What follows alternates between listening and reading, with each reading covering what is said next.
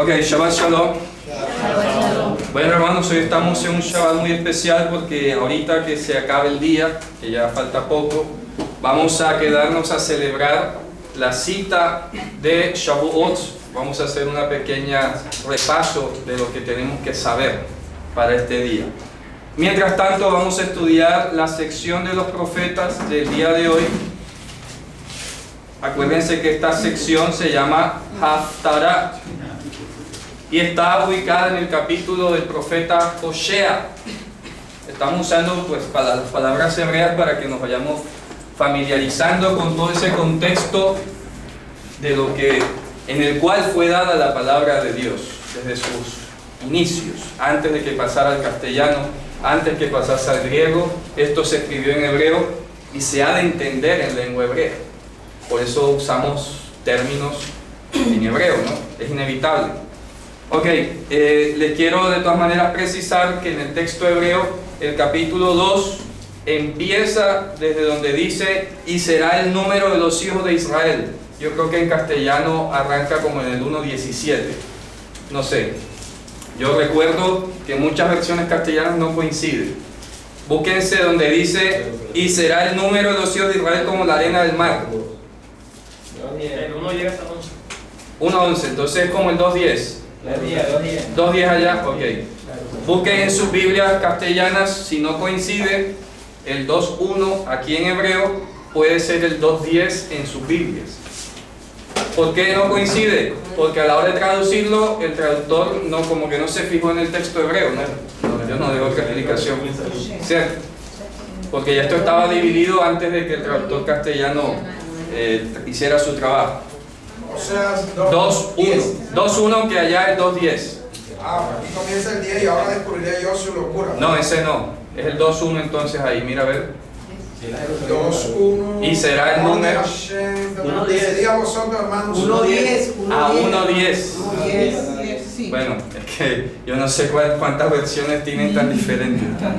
Bueno, ajustense y ya ahí sí me queda un poco difícil, porque el 2.1 es: y será el número de los hijos de Israel como la arena del mar. ¿Ok? 1.10. 1.10 para muchos. Los demás ubiquen su versión. Entonces la sección de hoy la vamos a leer desde el 1 hasta el final, todo el capítulo. Vamos a estudiar. Vamos a ubicarnos en contexto. Acuérdense, ya hemos dicho de clases anteriores, pero de repente hay alguien que no lo haya visto antes. Tenemos personas nuevas. Bienvenida, hermana. Entonces vamos a hacer un repaso. Habíamos dicho anteriormente que los profetas que empezaron a hacer la labor profética en Israel fueron entre los primeros el profeta Jonás, el profeta Amós y luego el profeta Oseas en paralelo con Isaías. ¿De acuerdo? En ese orden, esos profetas los vimos aquí, así como muy por encima. Entonces el profeta Hosea tiene un contexto muy especial que él lo ha dicho en su primer capítulo. Ténganlo ahí guardado donde están, y voy a leer el 1.1, donde dice: palabra de Hashem que fue a Hosea ben Beeri, el hijo de Beeri, en días de Uzziah, Yotam, Ahaz, Yehizkiyahu, reyes de Judá, y en días de Jeroboam ben Joash, rey de Israel. Eso pasó en la época de esos reyes. Estamos próximos, cuando el profeta Oseas está dando esta palabra, ya se venía generando, recuerden, el hecho de la cautividad de Israel, del norte, de las 10 tribus. Las 2 tribus del sur, lo que fue Judá y Benjamín, quedaron allí intocadas hasta 150 años después. Pero esto está ocurriendo en esta época. Acuérdense que el reino del norte había apostatado. Si vamos al mapa, acuérdense, es importante la geografía también. Este es el Mar Muerto aproximadamente, Río Jordán, Mar de Galilea, y por acá arriba hay un sitio que se llama Tel Dan, y aquí en el límite de esos 2 reinos había una ciudad muy famosa que se llama Beit El, o Casa de Dios. ¿Se acuerdan? Donde tuvo Jacob el sueño al principio, cuando se iba. Entonces el rey Jeroboam I, que fue el que heredó el reino cuando murió Salomón, había ordenado desde entonces poner un becerro aquí y un becerro acá. para que el pueblo tuviese lugares alternativos a donde ir a adorar, imagínense ustedes. Porque le daba miedo que como Jerusalén quedaba aquí cerquita, como a 30 kilómetros quizás, la gente se le fuera a venir y él fuera a perder su reino, imagínense, por puro y físico temor humano. Si ya Dios le había dado 10 tribus para que él las dirigiera, tenía que esperar instrucciones. Tenía que esperar instrucciones nada más. Pero él inició esta introducción de herejía, cambió la ley, cambió las fiestas, mudó las fechas para que no coincidieran, muy parecido a lo que han hecho otras denominaciones que se hacen llamar cristianas hoy, ¿verdad? Han cambiado muchas cosas. Entonces, en ese contexto de paganidad, de espiral de degeneración en cuanto al pecado, es cuando aparece el profeta Oseas. Y le va a profetizar esta palabra a estas tribus principalmente, a las que están acá al norte, ya llenas de apostasía, llenas de pecado. ¿Ok? Tienen que saber de todas maneras que la tribu de Simeón era como un enclave de las tribus del norte, así que esta se comunicó vía el mar con las de acá. Estando en medio del territorio de Judá, por ejemplo, que está Judá y Benjamín, Simeón quedaba aquí y en vez de unirse con Judá, se unió fue con las de arriba. Imagínense, increíble, ¿ah? Y la tribu de los levitas, ¿Ah? y la tribu de los levitas No tenían tierra. Por eso, Ellos estaban repartidos y se repartieron por igual entre el norte y el sur. Se vinieron, No todos, no todos. Hubo apóstatas en todos lados. Así como hubo gente de las 10 tribus que también se vino para el sur. Porque hay que decirlo. O sea, hubo un intercambio, una migración bien bárbara, ¿verdad? Cuando se produjo esa división, y hubo de todo. Hubo de todo, apóstatas de ambos lados y protestantes de ambos lados. Estuvieron en contra de las determinaciones de este reino en cuanto a la paganidad. Entonces, con toda razón, ya en el capítulo 1 ha dicho el Señor que estas 10 tribus serán llamadas Lo Ammi, que significa no mi pueblo, y también serán llamadas Lo Ruhamma, aquellas que no son tenidas en el vientre, que no son objetos del amor entrañable de Dios. Es una forma muy, digamos, literaria, muy poética de decirle: yo no tengo que ver con ustedes. Ustedes no son mi representación. Acuérdense lo que hablamos en la Haftará pasada, más atrás, hablamos sobre el Kebod Hashem, ¿se acuerdan? El peso de la gloria. Y habíamos dicho que el Kabod era lo que expresaba el peso del Señor. ¿Se acuerdan? Lo de ser pesado. Entonces, le está diciendo: ustedes no son mi gloria ahora mismo, con esa paganidad. No representan, no reflejan mi carácter, por lo tanto yo no tengo que ver con ustedes. Y ahí quedó la sentencia. Cuando ya se da esa sentencia, viene la contraparte, porque Dios no desechó a su pueblo, del cual desde antes conoció. Y aquí le dice en el 2, o en el 1:10 de allá, dice: será el número de los hijos de Israel, está hablando de las 10 tribus del norte, como la arena del mar, que no se puede medir, que no será medida y no será numerada. No habrá número para escribir eso. Y será en lugar de lo que les fue dicho a ellos, o les sea dicho a ellos: Lo Ammi, ustedes no son mi pueblo, será dicho a ellos: hijos del Dios viviente. Bnei El Hay, hijos del Dios viviente. Entiéndase que aquí lo he explicado muchas veces, que la palabra hijo significa dos cosas principales, más allá del ser el descendiente de alguien. Una es heredero, ahí pueden leer herederos del Dios vivo, o también la palabra hijo tiene que ver con discípulos, discípulos del Dios vivo, para que ya se conecten la idea. Entonces dice: y serán reunidos los hijos de Yehudá, miren que lo menciona por aparte, ¿ya? Serán recogidos los hijos de Yehudá y los hijos de Israel juntos. Está hablando de juntos, los dos pueblos que hasta ahora estaban divididos. Estaban como el agua y el aceite. De esta división es cuando surge otro tercer grupo que hasta el día de hoy existe, que son los samaritanos. Los que se asentaron en esta región intermedia entre el norte y el sur son los samaritanos. Y hasta el día de hoy existen, hay como 10.000 samaritanos. ¿Y qué eran los samaritanos? Tomaron un poquito de los judíos y un poquito del paganismo, de la perversión del extranjero que trajeron los asirios, y ahí hicieron su revoltillo, ¿de acuerdo? Y tienen su propia forma de Torah y tienen sus propias costumbres, y hay como una especie de sincretismo en algunas cosas. Pero aquí está diciendo el profeta que en algún día del futuro serían recogidos juntos los hijos de Yehudá y los hijos de Israel. ¿Entiendas? Dígame, hermano. Hay una duda ahí en el versículo 1 que dice: a quienes se les dijo, vosotros no sois mi pueblo. A los del norte. Es que todo ese mensaje es para los del norte. Él está hablándole a los del norte, ¿ya?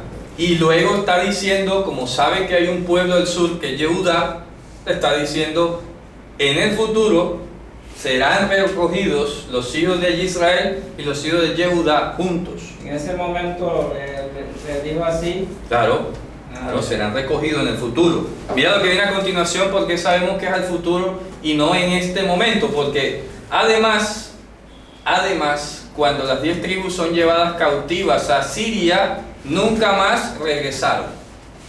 Y esto vale porque hace poco hablaba con la compañera, la amiga Antonia también, que había leído un artículo que ya yo había leído antes.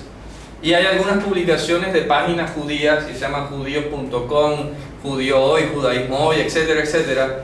Y han dicho, basado en algunas citas por allí en Crónica, como que lo que hoy es pueblo judío es el total de las 12 tribus. Han llegado a decir eso. Entonces con eso tratan de decir que nuestra enseñanza de las 10 tribus perdidas, que eso no tiene sentido. Imagínense. ¿Cómo le respondemos académica e históricamente? El mismo Talmud de Babilonia, Sanedrín capítulo 10, de la Mishnah, el Talmud de Babilonia, dice que Rabí Eliezer y Rabí Akiva discutían ya en el siglo I, a finales del siglo I, si las 10 tribus iban a regresar o no iban a regresar. O sea que para este par de rabinos lumbreras del judaísmo del siglo I al final, no habían regresado. Y se planteaban la discusión si en el futuro lo iban a hacer o no. Rabí Akiva decía que no iban a regresar y Rabí Eliezer decía que sí iban a regresar. Dígame, hermano. No, que esa profecía es la que también creo que cita el apóstol Pablo Romano cuando dice que cuando entre la plenitud de los gentiles. También todo Israel. Todo Israel. Claro, todo Israel significa judíos con hijos de Israel. Ahora, significa que no están unidos todavía. Claro, ahora resulta además, sí, pero supongamos que esta gente no lea el Nuevo Testamento. Hay que responderle con su propia fuente. ¿Me explico? Porque va a responderle a un judío, entonces no le va a citar el Nuevo Testamento. Pero tienes que buscar en su literatura la forma de responderle y ahí la tienes. ¿Ok? Entonces ese pasaje de Crónicas solamente menciona que algunas familias, como yo lo dije aquí, algunas familias emigraron del norte al sur. Claro, no vamos a decir que todos fueron unos pecadores del 100%. Hubo gente que protestó y se fue para el sur. Pero esas pocas familias no son el concepto de la tribu, porque son todas las familias de cada tribu. Si fuera por familias, entonces imagínense, no tendría sentido hablar de tribu. Y repito, ya este par de rabinos discutía al fin del siglo I si iban a regresar o no iban a regresar. ¿Ok? Dígame. Cuando el profeta Ezequiel, que es posterior a Osea, Claro.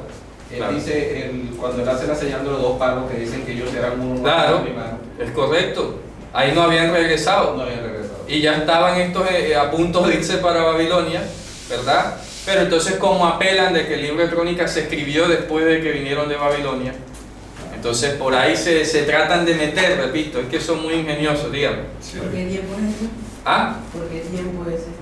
El libro de Oseas. El libro de Oseas, estamos hablando como el 730 aproximadamente. ¿Ya?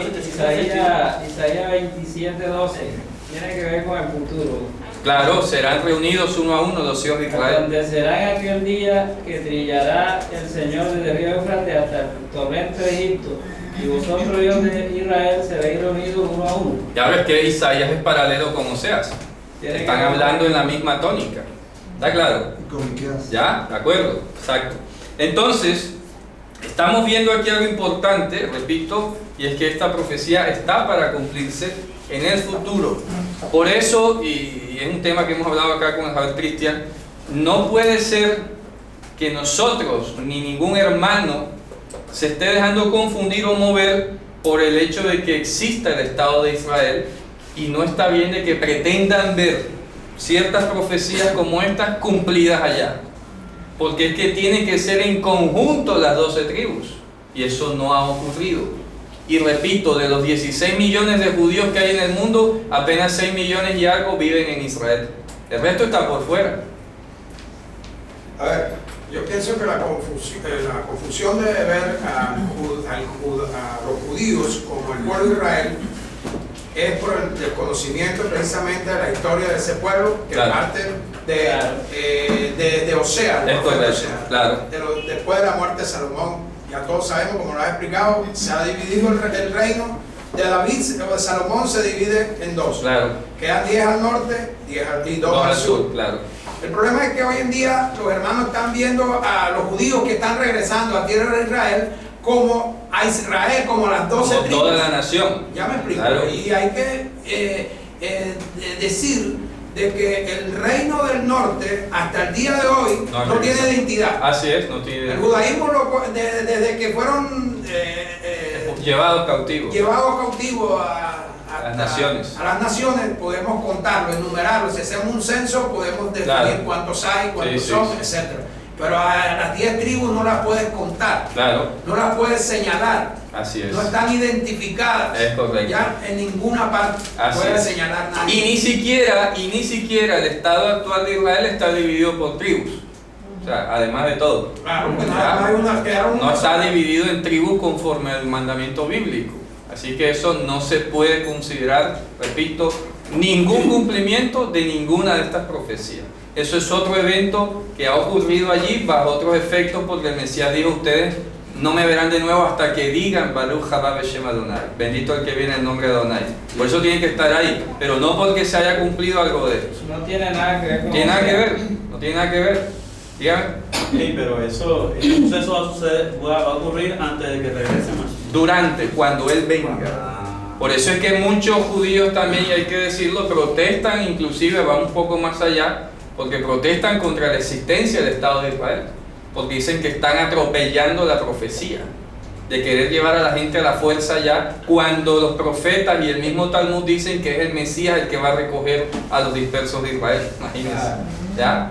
Así para que lo sepan, digamos. O sea, que estamos hablando de que esa profecía que estamos citando en Oseas solamente se cumple cuando el Mesías vuelva. Cuando vuelva, ¿sí? Y vamos a ver por qué. ¿Por qué además? No es porque estemos especulando aquí. Hermano, Mira lo que dice aquí, sigamos. es que también hoy parece que ahí estuviera habitando dos pueblos, porque incluso la palabra Israel, observando desde el punto de vista de la Biblia, lo que se llama israelita, que es descendiente allá bíblicamente de las 12 tribus, pero hay un pueblo que hoy en día está también habitando en un Israel que se llama israelí, ni siquiera... Sí, son ni siquiera extranjeros se conoce. o no observantes de nada que han ido a vivir allá. ¿Ok? Eso es otra cosa, así Esa es. la diferencia. Repito, y de los 6 millones, repito que es menos de la mitad de todos los judíos, 6 millones y medio viven en Israel. Y de esos 6 millones y medio, apenas 40.000 creen en Jesús. Apenas 40.000. Y de esos 6 millones y medio, apenas como quizás 1 millón se considera religioso. El resto de 5 millones son no observantes de nada, no son religiosos. Observan cosas como por tradición, pero no porque tengan una claridad espiritual. O sea, que Entonces yo no entiendo, no entiendo cómo se apoya, se bendice y lo otro, es que no tiene nada que ver, y eso no me hace antisemita a mí para nada, me hace realista, hermano, es diferente. O sea, que el hecho de estar volviendo a una tierra geográfica no es lo que está indicando exactamente de que No, están volviendo a 12 tribus. no, en lo absoluto, y además... Muchos están hoy en día en la mente. Mira lo que dice en el aquí. terreno. Mira lo que dice aquí, repito, vamos a seguir leyendo. ¿Cuál es la otra condición necesaria para poder ver realmente una profecía cumplida en este sentido? Mira lo que dice. Y pondrán para ellos una sola cabeza. Rosh Echad. El verso siguiente, es que no sé ahora en castellano. No, sí, bueno, Solo 2.11 debe ser. Sí, Entonces, se congregaron los hijos de Judá de Israel. No, es que ahí no dice se congregarán, serán recogidos. Aquí. Ojo, es que es diferente, es que los verbos hasta hacen ese daño. Claro. No dice se congregarán, porque tú vienes aquí a congregarte, tú por tu propia voluntad. ¿Me explico? Pero aquí está en nifal, en voz pasiva. Venik betsu. Venik betsu ne Yehuda ne Israel yahdav. Significa, serán recogidos por alguien. Ojo, eso no es que ellos se van por su propia voluntad. ¿Me explico? Es muy diferente decir se congregarán a decir serán recogidos. Muy diferente, ¿sí o no? Claro. Dime. Acá dice serán congregados. Bueno, serán congregados pasa un poco más, pero al menos está en voz pasiva. Pero si tú pones se congregarán, yo con mis maletas y me voy. Y me voy a reunir allá en Israel. Y nos vemos. Y decidirme yo no. Serán recogidos. Implica un sujeto tácito que es Hashem, el que está ejecutando la acción. Y aquí lo dice, y pondrán para ellos una sola cabeza, Rosh Ehad. Rosh Ehad, una sola cabeza. Acuérdense que el apóstol Pablo usó esta figura y dijo que la cabeza es Mashiach. Nosotros somos el cuerpo y la cabeza es Mashiach, una sola. O es un siamés o algo así. No, ¿cierto? Una sola cabeza. Y subirán de la tierra. Porque grande es el día de ¿quién? Israel. Vamos a entender esto ahí. Fíjense ustedes, el valle de Yisrael existe en la vida real. El valle de Yisrael más o menos equivale a esta mancha de aquí, que va desde el mar Mediterráneo hasta el río Jordán. Es una brecha que hay aquí porque todo esto es montaña y aquí se abre una brecha. Y aquí, justo encima del valle de Yisrael, mirándolo atentamente en ese punto verde, es donde queda el famoso Har Megiddo, la montaña de Megiddo, que dio origen a la palabra Armagedón. ¿Ok? Entonces, aquí en este valle, dice, así se llama ese valle, pero aquí está dándole un nombre particular. Grande es el día de Yisrael.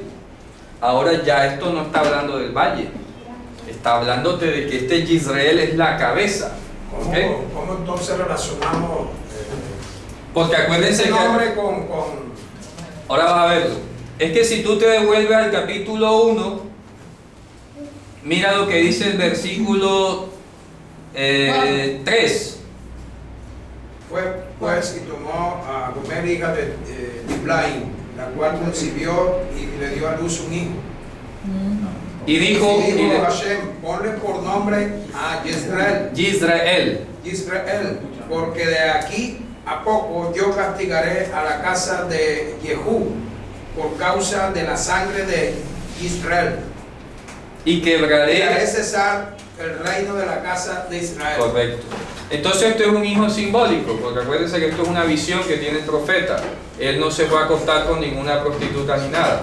Es una visión que él tuvo. Esta es una visión en la que le muestra cómo el reino se ha ido a prostituir con otros dioses. Y le está diciendo, ve y ten un hijo y ponle por nombre Yisrael. ¿Qué está significando Yisrael? Es la ruptura de este reino. Porque fíjense ustedes que, como les dije ahora, esta es una brecha entre esto y lo de acá. O sea que geográficamente tú puedes ver que efectivamente el valle de Yisrael rompe la montaña aquí con la del norte. ¿Ya? Geográficamente el valle de Yisrael es como un cuchillo que cortó las regiones de aquí de las de acá.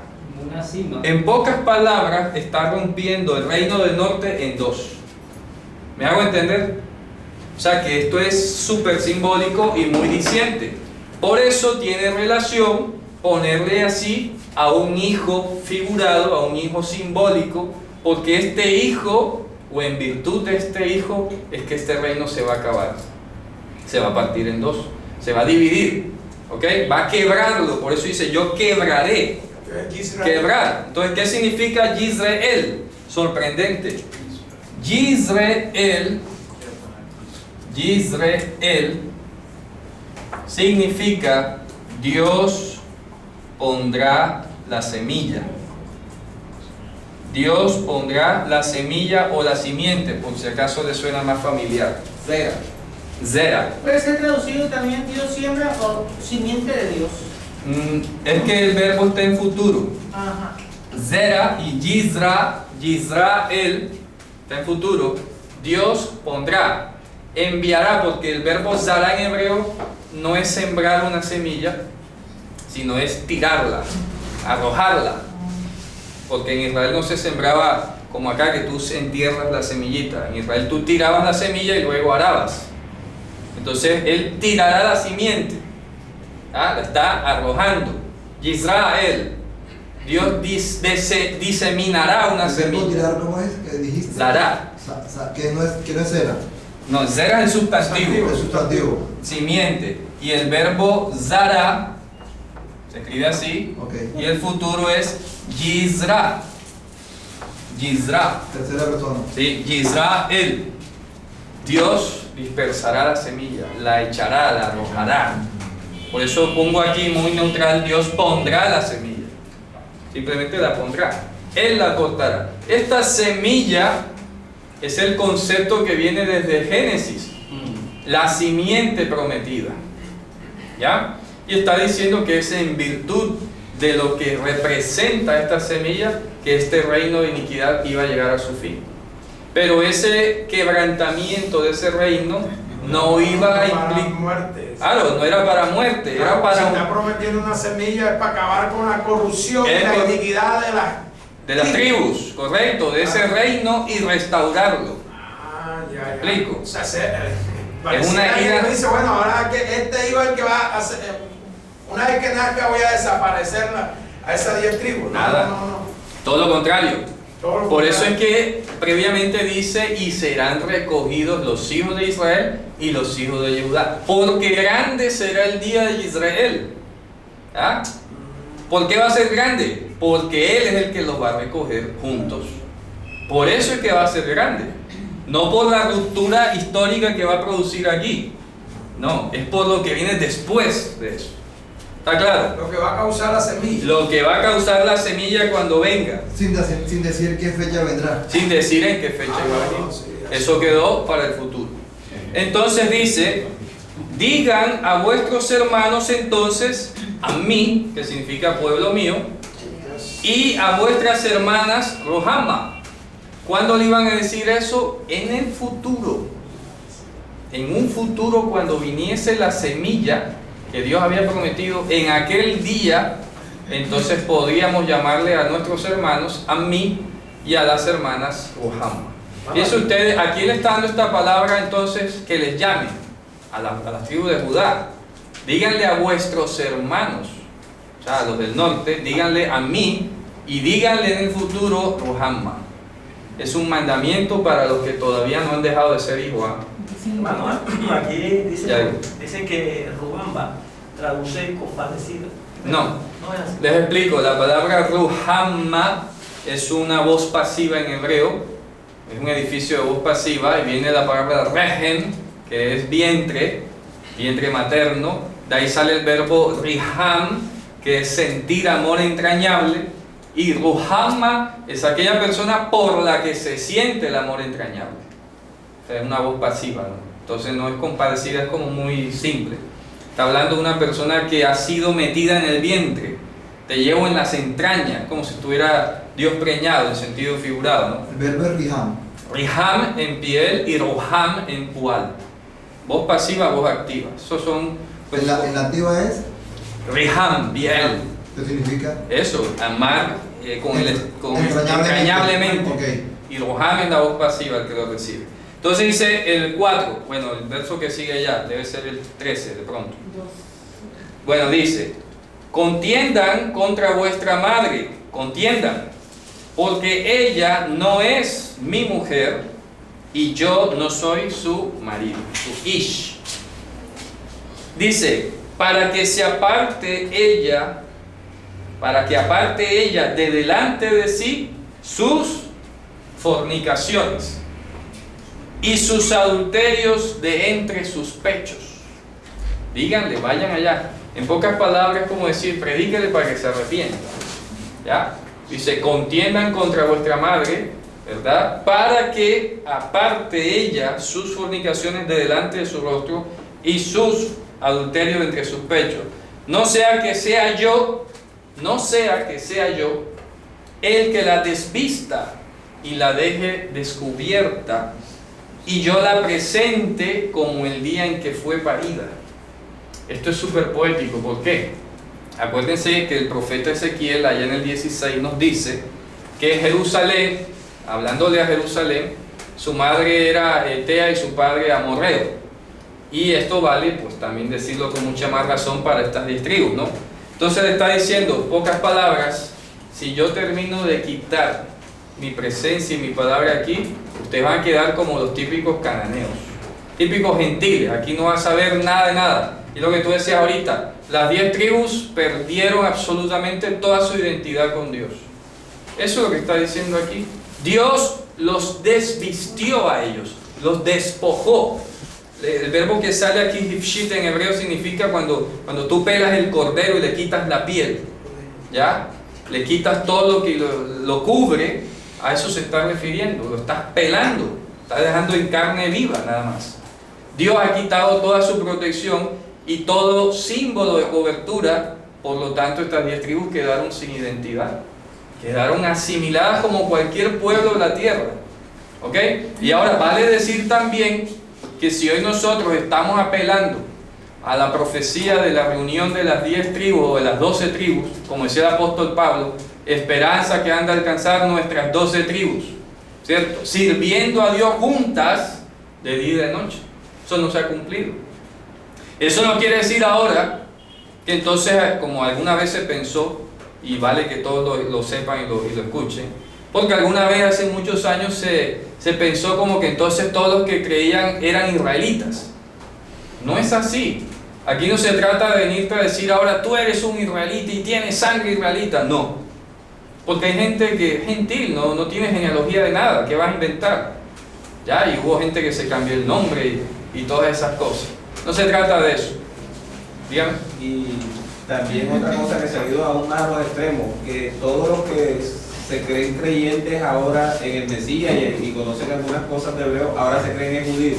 Es correcto. Si esa es la otra, que entonces nadie dice yo soy de Zabulón, yo soy de Efraín, yo soy de... Sino todo el mundo ahora es judío igual, ¿ya?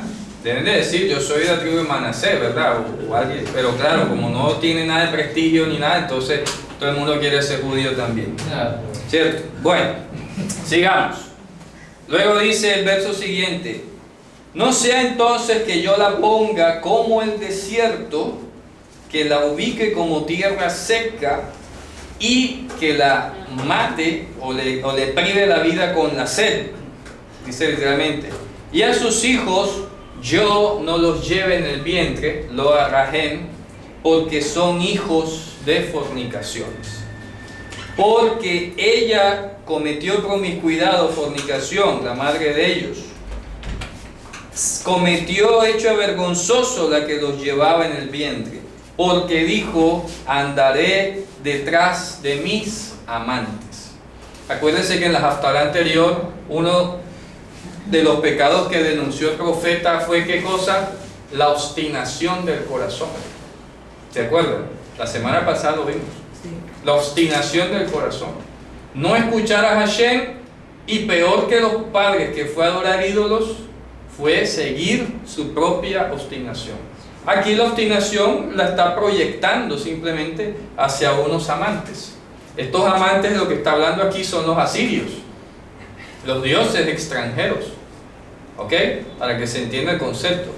Estos amantes aquí está hablándole a la tierra de Israel, al liderazgo de Israel, y se está refiriendo a los asirios, los dioses asirios, los cultos asirios. Luego dice: andaré detrás de mis amantes, los que dan mi pan y mis aguas, mi lana, mi lino, mi aceite y todas mis bebidas. Vaya, o sea que aquí ya le está diciendo el profeta que había llegado al punto tal de desconexión con Dios que ya había ignorado que era Dios el que le había dado todo eso. Y ahora le está dando gracias a sus amantes y no a Dios. ¡Qué ingratitud! Increíble, ¿eh? Al extraño. Claro, se le está dando las gracias, era a sus amantes. Con los propios frutos de Hashem. Es correcto, con las cosas de Hashem estaba dándole las gracias a otros. Dice: por eso, heme aquí, mira que esto es hermoso Esto es impresionante porque es la persistencia de la determinación divina cuando el hombre tira para otro lado. En pocas palabras, como dicen Romanos, esto se parece mucho a Romanos, siendo enemigos, fuimos reconciliados. Amén. ¿Ok? Porque aquí ella, la mujer de Israel, se va detrás de sus amantes y Dios, con todas las razones que tuviera para decirle, bueno, chao, te vi, te corté y me voy a buscar otro pueblo. Nada. No quiso. No quiso Dios hacer eso. ¿Qué hizo? Mira lo que viene a continuación. Por lo tanto, como ya tú tienes esa conducta y te has ido detrás de tus amantes, yo lo que voy a hacer es tapar tu camino con espinos. ¿Saben qué significa eso? ¿Ok? Aguijones. Espino, es una mata lo que sale ahí. Claro, o sea, Basirín, una mata de espinas. En pocas palabras, hagan de cuenta que el esposo ya se ha pillado, que la mujer se la está haciendo, y él en la noche, cuando ella duerme, le tapó todas las salidas de la casa con espinas. ¿Ya? Y ella, cuando va a salir, no puede. Le va a costar mucho trabajo irse. Lo que estás precaviendo que Claro. sigues en el pecado. Es correcto, o sea, y fíjate tú, increíble, que Dios sabe que esa taparle los caminos con espinas no va a ser suficiente, porque el problema no está en que se vaya, el problema es lo que está en el corazón. Pero Dios toma una primera medida, que es evitarla, que ella se perpetúe en el pecado, y le tapa todo el camino con espinas. Increíble, ¿eh? No puede salir. Entonces imagínense esa mujer queriendo salir a encontrarse con su amante y no puede. Queda ahí el aguijón, ¿verdad? Que querer salir y no poder. Y queda el aguijón de que está retenida y todo lo demás. Está allí. ¿Ya? Dios le está evitando que peque. La tiene ahí. O sea, que peque en sentido material, porque el pecado lo tiene allí adentro. Obvio, ¿no? Pero está evitando que lo cometa. Quítale la espina para que vea. Claro, quita la espina para que vea que sale corriendo. Bueno. Ese es el primer paso. Le taparé tu camino con espinas. Luego dice, y pondré vallado a tu vallado, y a tus sendas no las podrás encontrar. Increíble, ¿eh? Se no vas a encontrar por dónde vas a salir. Dios le puso todas las trabas posibles, espinos y valla. Hemos dicho que de aquí no sales. Esto se te tiene que quitar a ti, este adulterio que tienes en el corazón. Increíble, ¿eh? Eso solamente lo hace Él. Y fíjense ustedes la determinación tan hermosa, porque Dios, lo más fácil para cualquiera de nosotros es, te quieres y vete. Te divorcias. Ya, te divorcias y chao, yo feliz y tú allá feliz. Y sin embargo Dios le pone trabas y trabas y trabas, y por acá, no, y por acá, para que no vaya. O sea, esto es incomprensible, la verdad. Es incomprensible, eso es algo que solamente Dios puede hacer. ¿Ya? Porque repito, lo más fácil es, me cambiaste, yo te cambio, ya me voy a buscar otro pueblo.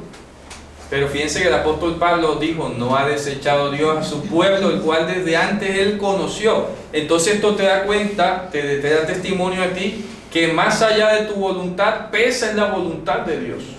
Amén. El hombre puede tirar a buscar otro camino en el mundo, lo que sea, pero si Dios te ha elegido a ti, acá vienes. Y te va a trabar todos los caminos y te va a traer a Él, porque tú le perteneces. Dígame. Toda la visión que Dios le mostró a Osea y que parece que Osea la estuviera viviendo, es la expresión de lo que está sucediendo aquí. Igual, es que esto es un mensaje para la nación, pero va a cada individuo en particular. ¿De acuerdo? Maravilloso esto, dígame. Eri, eso no avala la predestinación. No, porque esto es otro tema distinto. O sea, la predestinación te lleva a pensar como que hay gente buena y gente mala de nacimiento. Aquí estábamos hablando de la elección. Todo el mundo salió adúltero aquí, y Dios es el que elige a quién trae para sí. Dios es el que está cortándote los Dios es el que caminos corta tú a quieres. cada quien. Pero Si no no es te que... corta los caminos que tú quieres, Claro, porque entonces mucha gente justificaría de que es mala porque Dios la hizo mal, porque Dios la creó mal o Dios la destinó para el mal. Dios no puede destinar a nadie para el mal, porque en Él no habita el mal. Por eso no tiene cabida la predestinación, porque Dios no puede destinar a nadie para el mal. La gente es la que sale con el mal y Dios es el que marca la diferencia. Esa es la gran distinción entre predestinación y la elección divina. ¿Ok? Luego dice, mira lo que dice, y ella perseguirá a sus amantes y no los alcanzará. Oye, le está diciendo que no te voy a dejar, no te voy a dar el gusto. ¿Ah? No te voy a dar el gusto. Dice, y los buscará y no los encontrará. Entonces cuando ya se canse, fíjate tú, es como ese hijo hiperactivo que comió chocolate en la mañana y el médico te dice, ponlo a correr hasta que se canse. Para que bote toda esa azúcar, toda esa energía que tiene ahí, ponlo a correr, que corra como loco. Y aquí le está diciendo, te vas a cansar buscando a tus amantes y no lo vas a encontrar. Te voy a poner todos los tropiezos en el camino hasta que te canses, ¿no? Porque tienes que cansar. Te tienes que cansar. La verdad que uno quedó cansado de tanto pecado. Exacto, ya no te da ni ganas, ¿no? ¿Cierto? Entonces dice. Tanta desilusión, hermano. Claro, entonces viene y dice aquí. El Señor es tremendo, nos cansa. Claro, te pone a cansarte. Te cansaste de buscar. Por eso es que el joven no se quiere cansar. No sé, la diferencia entre un joven y un adulto ya. Sí, claro. El joven, como no ha experimentado todavía, no se ha cansado. Bueno, déjalo correr. Claro, déjalo que corra, que se canse. Luego dice, al final cuando no encuentre lo que ella buscaba, llevada por su apetito pecaminoso, que está hablándole a cada uno de nosotros, en su momento, gracias a Dios ya el Señor nos ha reconciliado, pero esto vale para todos los que vayan a ver el vídeo y que el Señor todavía no les haya ocurrido. Llega el momento en el que esta mujer dice, no, iré y volveré a mi primer marido porque es mejor para mí antes que ahora. Oye, así terminamos. Así terminamos. ¿Ya? La gente se va, goza en el mundo y al final se da cuenta que es vanidad de vanidades, dijo el predicador, ¿cierto? No hay trabajo no hay provecho para el hombre en el trabajo en el cual se afana. Entonces el hombre natural sale a perseguir éxito, fama, deleites, placeres, y los corre, al final no consigue lo que lo llena. Y se va a dar cuenta que era mejor estar con Dios. Esa es la pregunta que le hacen a Pedro. Tú también te vas, ¿a quién iré, Señor? Sí, ¿a quién iré? Solamente tú tienes palabra de vida eterna. Muy bien. Entonces dice, y ella no sabía, en entonces cuando hacía eso, que yo era el que le daba el grano, el mosto y el aceite.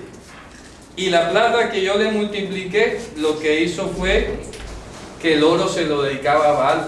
Imagínense. Por eso yo volveré y tomaré mi grano en su tiempo, mi mosto en su cita, en su moed, dice en hebreo, en su moed. Fíjense que está hablando de dos épocas distintas. Cuando habla del grano, se está refiriendo a esta fecha o a esta época de Shavuot. Pentecostés. Sí, de Pentecostés. Se está refiriendo porque el grano se cosechaba en esta época. Y el mosto se cosechaba a la salida del año en Sukkot. ¿Ok? Está hablando básicamente de la primera venida y la segunda venida. ¿Ya? Porque la primera venida de Mashiach se ha concretado y se sigue concretando cuando viene su presencia a cada persona. ¿Ok? O sea, el Mashiach vino en Pesach, pero su venida se completa en el ser humano cuando recibe Ruach HaKodesh. Amén. Cuando recibe el don del Espíritu Santo. ¿Ok? Ahí se completa. Entonces cuando dice, yo recogeré en su tiempo mi grano y mi mosto. Quiere decir entonces que los que somos grano ahora, seremos mosto en la segunda venida. ¿Ok? Seremos recogidos en la segunda venida. En vez de decir el mismo dice que sazón. Sazón lo ponen como temporada. Ahí dice Moed. ¿De acuerdo? Y dice, ¿qué dice a continuación? ¿Y qué? Quitaré mi lana y mi lino que había dado para cubrir su desnudez. Bueno, y yo sacaré mi lana y mi lino para cubrir la desnudez. Oh, es que está diciendo como al revés, ¿no? Dice, y yo sacaré mi lana y mi lino para cubrir su desnudez. No es que se lo va a quitar, es que se lo va a dar. ¿Ok? Luego dice el 12, ahora, entonces, pero ahora, eso en el futuro, ahí termina la profecía de esa parte. Ojo, quiero que entendamos que lo que hemos leído ahora, desde el 1 hasta el 11, es lo que iba a ocurrir en el futuro. ¿Ok? Ahora, a partir del versículo siguiente, es que me pierdo un poco por la...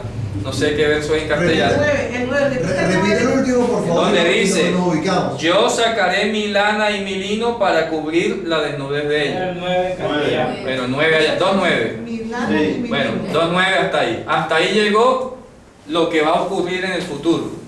¿Puedes repetirlo, Eric? Yo sacaré porque es diferente al que tenemos nosotros aquí. Dice, Behitzalti, yo sacaré mi lana y mi lino para cubrir la desnudez de ella. Claro, pues está hablando en el futuro de la restauración. ¿Ok? Ahora, en el verso siguiente, que es el 10 de ustedes, vuelve al presente. Vuelve al presente. A ese momento histórico que están viviendo. Dice, pero ahora, es decir, pero mientras tanto, ¿ya? Pero ahora, o sea, mientras tanto, yo voy a desnudar, a revelar la insensatez de ella. ¿De acuerdo? O sea, en el tiempo presente, ahí, en el momento histórico.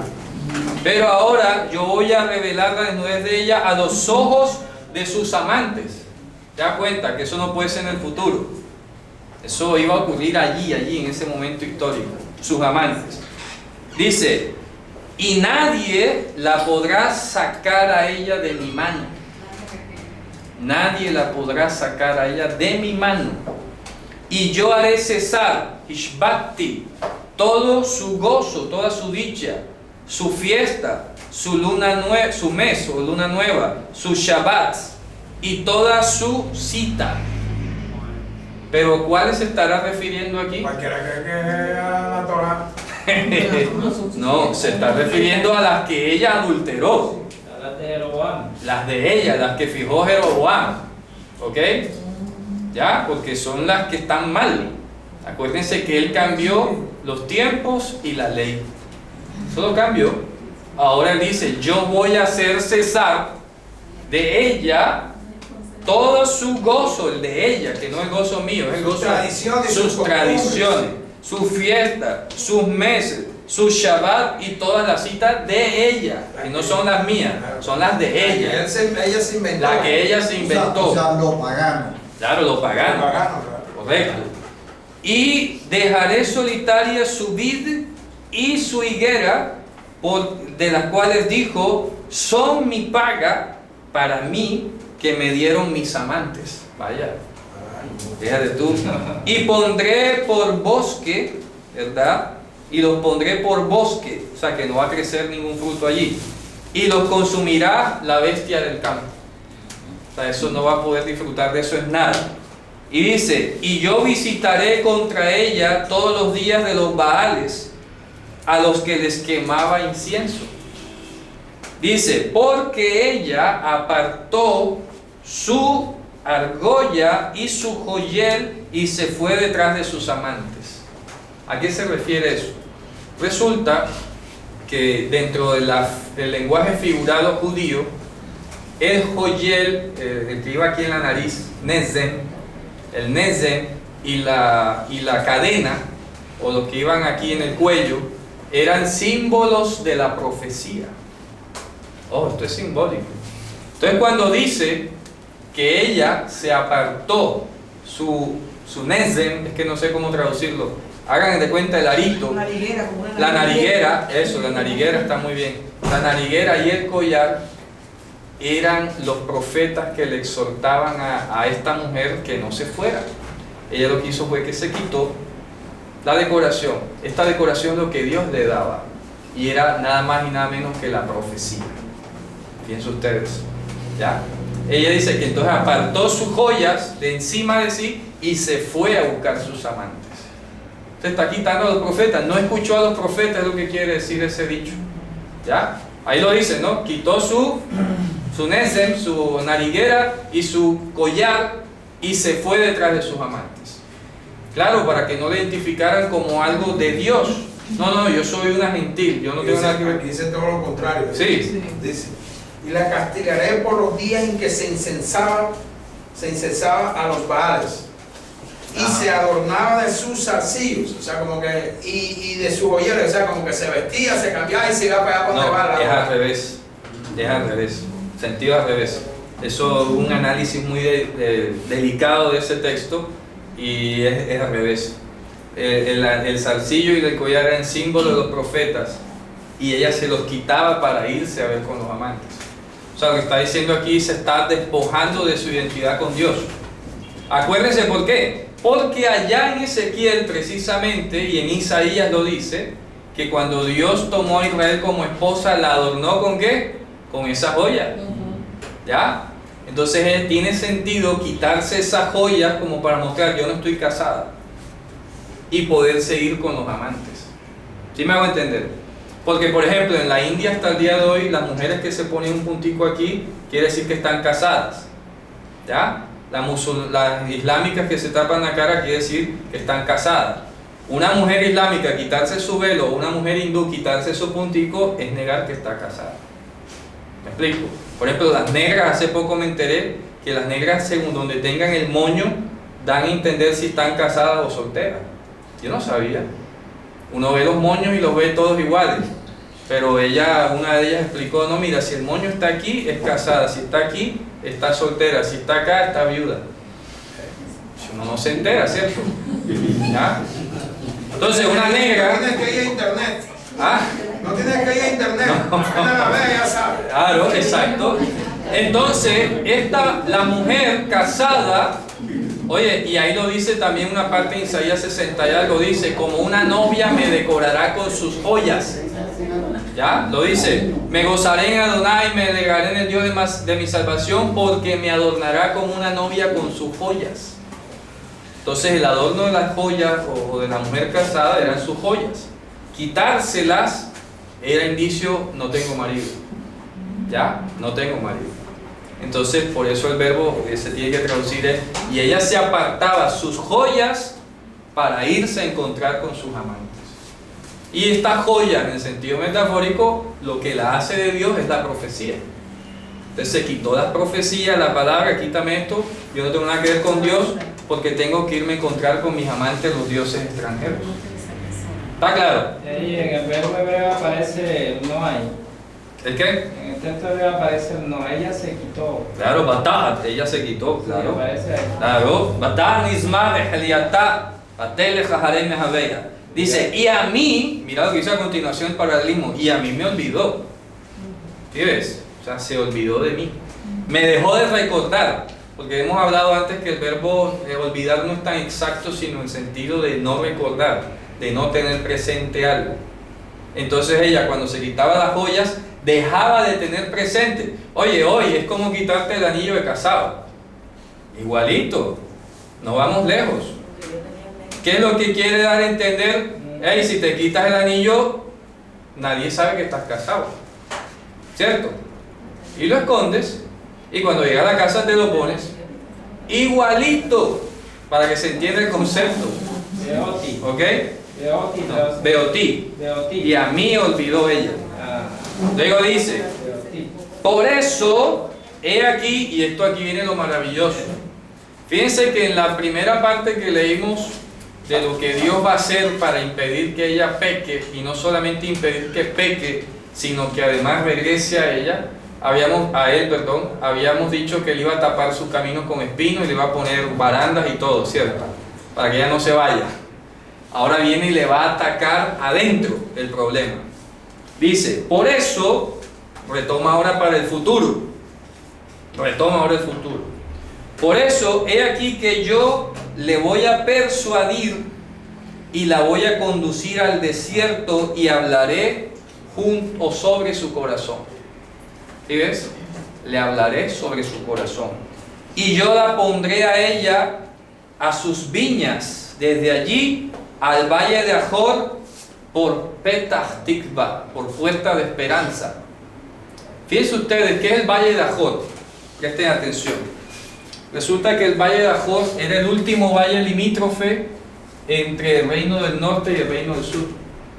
Aquí, este valle se llama así porque allí fue donde apedrearon a Acán en los días de Josué. ¿Se acuerdan? Claro. En los días de Josué, cuando apedrearon a Acán, al valle donde lo apedrearon le llamaron el valle de Ajor, porque Ajor en hebreo significa cosa horrible. ¿Ya? Cosa horrible. Ajor.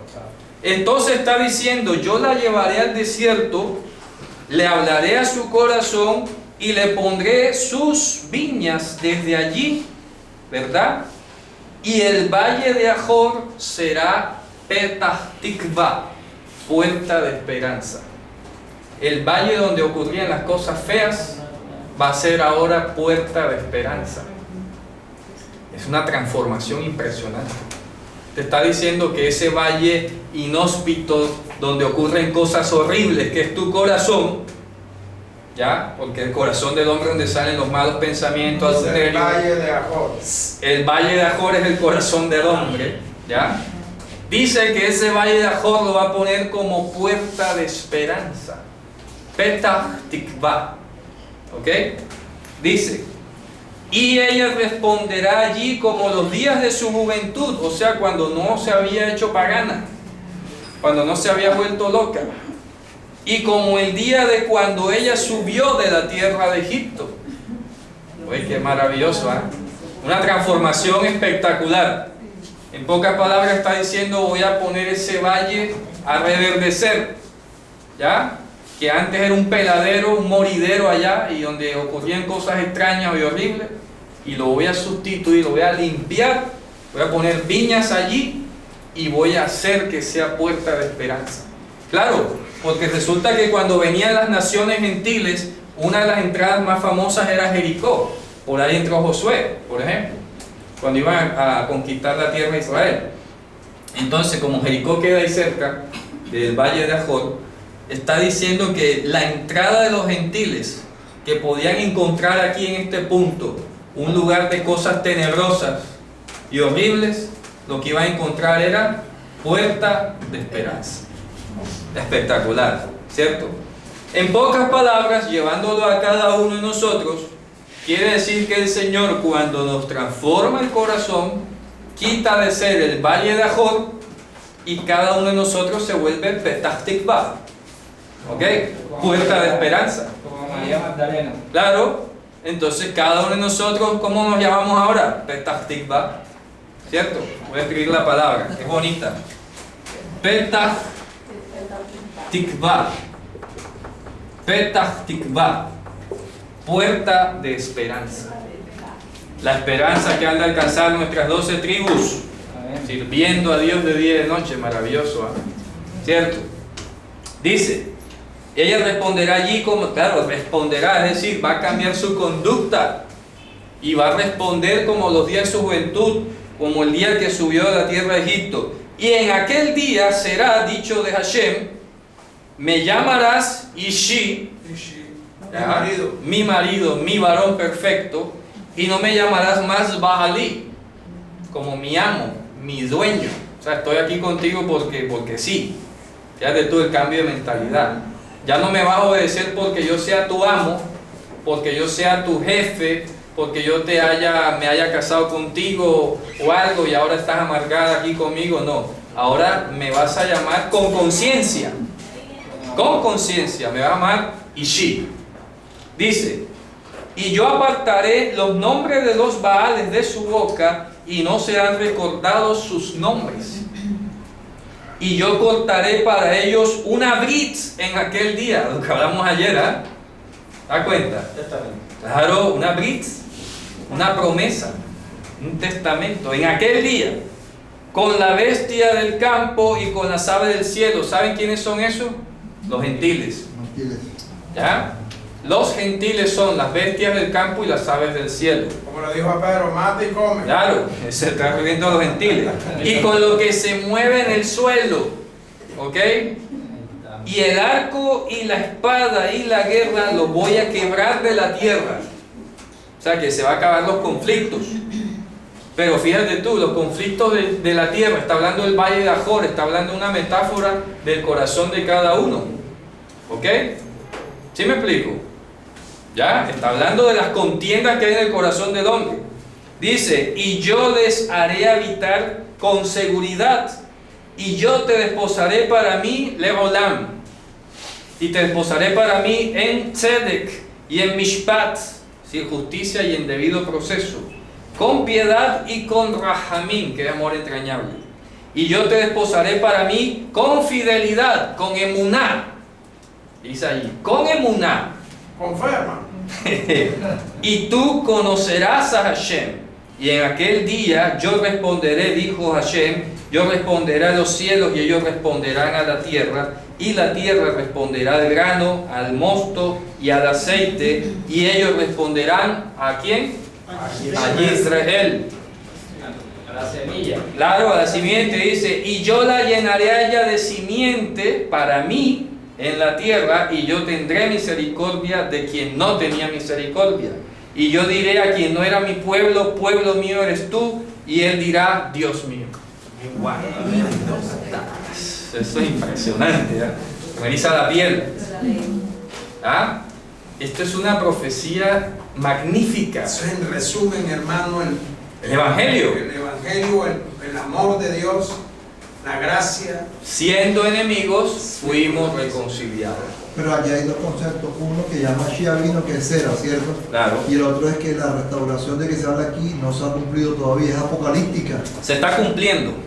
Por eso insisto. Podríamos decir que eso es escatológico. Es que se está cumpliendo, Javier. Hombre, la reunión Porque va más allá del pero la concepto reunión- físico de la tierra, exacto. No estamos hablando de tierra, simplemente estamos hablando de la reunión de todos los congregados. Ah, no, eso claro, eso va a ser cuando Él venga, cuando baje Pero la eso Jerusalén está- celestial. Pero ahora mismo yo quiero que tengamos claro ese concepto, que en estos momentos estamos viviendo historia. Estamos viviendo historia y resulta que es como que hoy mismo el gobierno de Colombia dijera: convóquenme a todos los hombres que estén aptos para el ejército, que hay guerra. ¿A dónde vas tú? A tu cuartel más cercano, ¿cierto? Cada vez que tú llegues al cuartel más cercano, ya te estás congregando para la guerra, ¿sí o no? Solamente que aquí, más que tú ir al cuartel, Dios te está llevando al cuartel. En pocas palabras, cada vez que usted llega a una congregación, está siendo reunido ya. Que el plan no termina ahí es otra cosa. El plan tiene como punto final de llegada la Jerusalén celestial. Eso es Es obvio. el lugar último de reunión. La última estación. Pero por eso es importante que usted, hermano, se congregue, que haga parte de esa vivencia, porque, repito, bueno, alguien de pronto tendrá dificultad para congregarse, no encuentra, etcétera, yo sé. Pero lo que quiero decir es que no debe dejar de buscar dónde congregarse.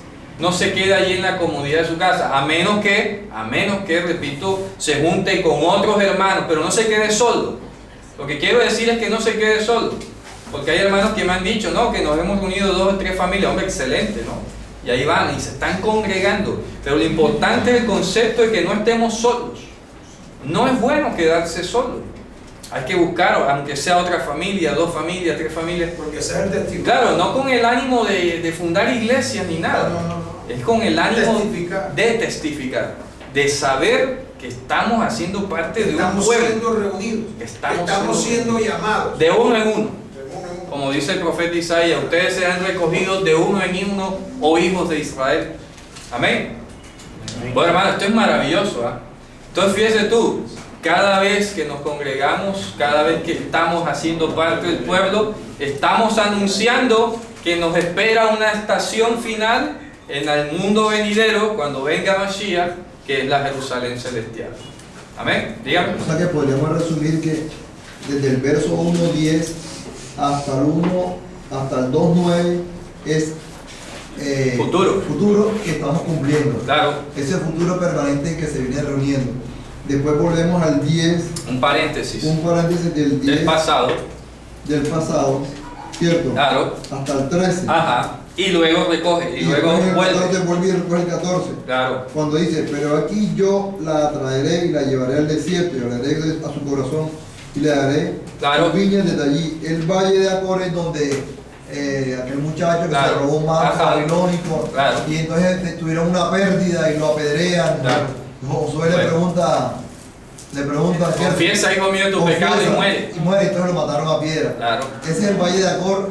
Claro, ahí lo menciona que era el límite y la puerta de entrada a las 10 tribus desde el mundo gentil, digamos. Entonces menciona Acor porque ese es el sitio de entrada. Y de horrible. Y era horrible, porque Acor, el valle horrible donde se produjo esta lamentable lapidación. Entonces, y va a ser transformado de desierto, porque es desértico, a un campo de viñas. Y va a ser puerta de esperanza. Pero ese símil poético es un símil poético geográfico. Claro, obvio. Es que así como ahorita mostrábamos cómo la brecha de Israel partía el reino en dos y que cómo se traducía eso en la práctica, así pasa en este caso. Literalmente o geográficamente, ellos podían ver que ese valle donde estaba mal recordado, habían pasado cosas feas, iba a ser transformado en una cosa verde. Eso era un milagro. Eso es lo que está pasando en el corazón de O Canaán. sea, de ese punto geográfico histórico se traslapa, se corre, se rueda para hoy El en corazón. día, para decir donde hubo oscurantismo y Claro. cosas malucas, porque aquí se robó la paganidad. Sí, Va- donde hubo va a haber tentaciones y va a haber todo. un Campo de viñas. Petah Tikvah. Petah Tikvah. Abrir la Puerta de esperanza. esperanza. Dice Y la el Eterno. esperanza, podríamos decir que la esperanza es la vida La eterna. vida eterna, claro. La resurrección entre los muertos que hablamos ayer. Y de ahí en adelante sigue haciendo las promesas de lo que Dios va a terminar haciendo, ¿verdad? Hasta lograr que le invoquemos como Dios nuestro. ¿Ok? Con conciencia. Y menciona entonces la fidelidad, el ejerce. La piedad, la misericordia, todo lo necesario para que Israel, la simiente, quede plantada en nosotros. Hablando de Israel, estaría algunos pensando, y como decías tú al comienzo, piensan de que el judío es Israel. Ajá. Ya me explico. Pero yo pienso que hay que aclarar también, para los que escuchen vean el video, ya me entienden, que no todo judío es un israelita que está aquí hablando dentro de este contexto. Claro, es otra cosa distinta. Ya, no es un judío, a quien está hablando no es judío. No. Está hablando a las 10 tribus de Israel. Claro. ¿Ya me entiendes? Los que apostataron. Los que En apostataron. ese momento histórico, ¿no? Claro, los que perdieron su identidad. Claro. ¿Ya? Entonces, le está dando la promesa de volver. ¿Ya me entiendes? Claro. De volver, de traerlos a sí mismo. Así es. Entonces, estaríamos preguntando, bueno, y si nos va a reunir, ¿cómo los va a reunir? Claro. Ya, ¿de dónde vendrán? Sí. ¿Quiénes son? ¿Dónde están? Claro. ¿Ya? Sí, como nacionalmente. Y si la reunión ya se está dando, ya hasta su culminación, Claro. entonces quiere decir que Israel está entrando con los gentiles. Así es, total. Por eso es que es Petah Tikvah. ¿Ah? Por eso es que es Petah Tikvah. Porque es la puerta de la esperanza, yo lo dije ahorita, porque por ahí cualquiera que viniera de las naciones gentiles tenía que entrar a través de ese reino, a través de esa puerta, digamos, ese valle. Pero ¿por qué tenían que entrar por ese valle? Porque de todos los caminos que hay allí es de los pasos de entrada más populares, porque por ahí entró el patriarca Jacob más arribita, que era el vado de Yabok, que es un arroyo, y ahí llega el valle del Jordán, que es un terreno amplio. ¿Me explico? Porque a los lados es pura montaña. Tienes montañas de este lado y montañas de este lado. Entonces, la forma más fácil de entrar es a través de Jericó o un poquito más arriba, que termina entrando por Adán y terminas llegando a Shiloh. Es que hay que estar ubicados geográficamente. Claro, para poder entender qué ocurría. Claro, porque si no, dije, pero ¿por qué ahí? Pero lo que me llama la atención es por qué cita el Valle de Acor. Vuelvo y te digo, porque primero era el valle donde habían ocurrido las abominaciones. Claro. Era desértico además, porque es desértico, y además estaba asociado justamente con la paganidad. Y era el camino por donde más transitaba cualquiera que viniera de afuera. O sea, tiene toda una connotación, una configuración apta para que tú la tomes como un punto de referencia y decir, mira, por entrada, por lo que pasaba, por su forma, por todo lo que tenía, eso es el corazón. Por historia, por lo que ocurrió. Por todo. Porque apedrearon Por todo. Esos son los caminos del hombre. Es correcto, los caminos del hombre. Lo que está ahí representado, una maqueta ahí, Eso. en eso es que camina el hombre. Es correcto. Pero Javier, en el fondo es una alegoría. Obvio, es una alegoría, claro, obvio. Es una alegoría. No, lo que quiero decir, una alegoría en el sentido para decir que todo ese contexto de lo que ocurrió simplemente para decirte, oye, Es lo que está pasando adentro. Claro, es Es para lo que un pasa adentro. Es un símil hermoso para decir que, Claro. que lo va a convertir en un... A través de la geografía. Correcto, a través del contexto histórico y geográfico se enseña que habrá esperanza. Es correcto. Más lo que sigue más adelante. Excelente. Por eso Claro es que que sí. hay que entender lo espiritual, Así es. acomodarlo a lo espiritual. Así es. Bueno, hermanos, vamos a hacer una pausa porque luego vamos a continuar con la fiesta de Shavuot y vamos a conmemorar y explicar para qué estamos aquí, ¿ok? Así que vamos a hacer una pequeña pausa y ya vamos a retomar. Shalom, ya regresamos. Bueno, vamos a detenerlo aquí, vamos a